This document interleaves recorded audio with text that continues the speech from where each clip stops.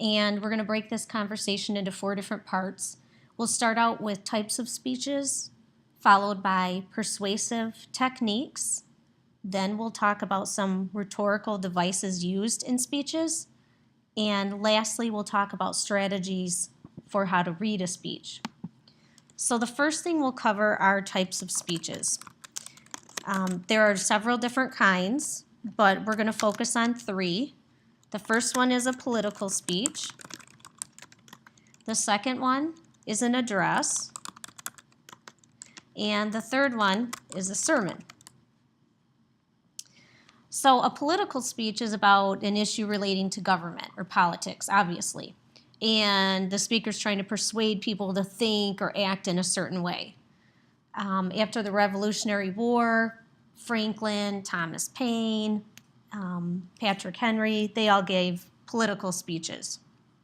One of the most famous ones would be the speech in the Virginia Convention, which you can look up if you'd like to know more about that. The second kind is called an address. It's a formal speech, and it honors an occasion or a speaker. So an example might be Abraham Lincoln in the Gettysburg Address. And the last and final would be a sermon. That's usually based on scriptural text, and it's to provide some type of moral or religious instruction. And Jonathan Edwards gave a very famous sermon called Sinners in the Hands of an Angry God. So that's an example of a sermon. So again, a political speech, that's about an issue relating to government. An address would be a formal speech that honors an occasion or a speaker. And the last one would be the sermon, and that's based on scripture. And main purpose to provide some religious or moral instruction.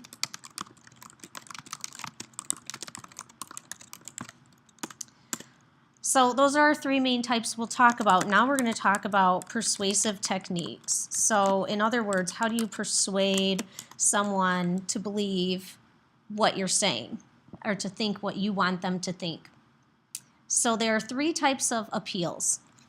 The first one is a logical appeal. The second one would be an emotional appeal. And the third one would be ethical. So these are pretty obvious. The logical appeal is going to have a well-reasoned argument based on evidence.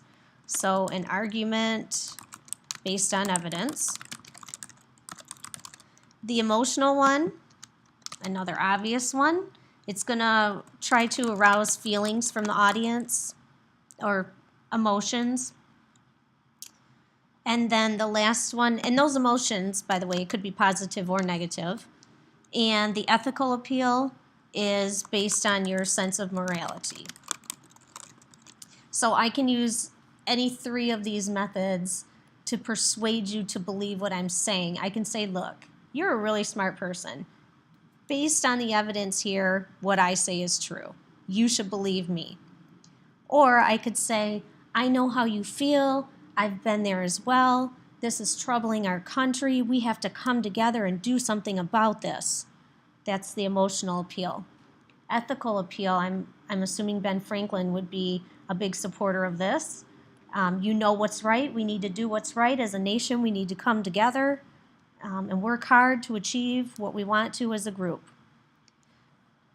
So depending on what type of speech, you can use any of these techniques in any type of speech, but as you can see, some might be better fitted to specific types. For example, a sermon might probably be based on ethical or emotional.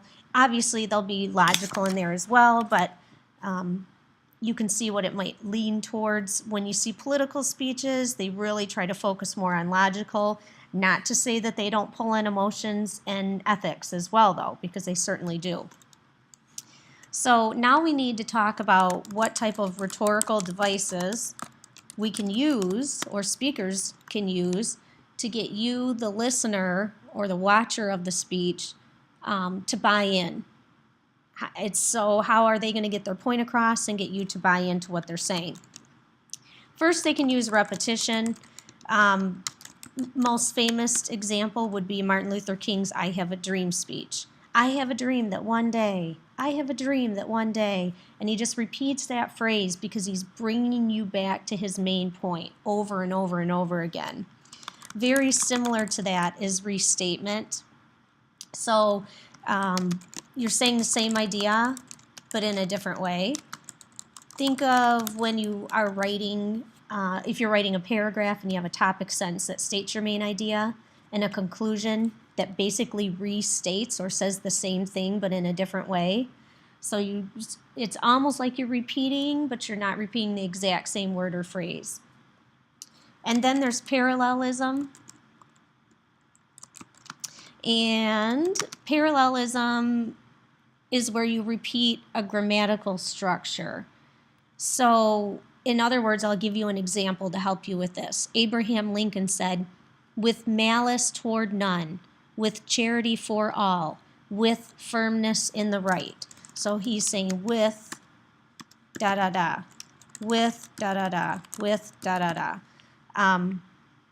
So he is repeating a word, but he's adding a different idea to it each time. Fourth one would be an antithesis.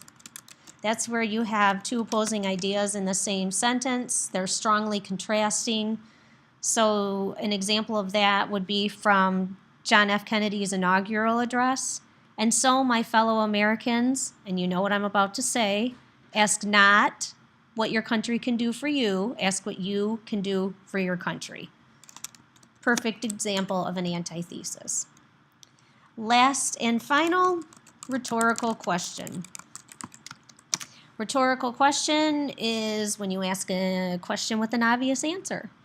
So Benjamin Franklin did this very well in his speech in the convention when he said, "From such an assembly can a perfect production be expected?"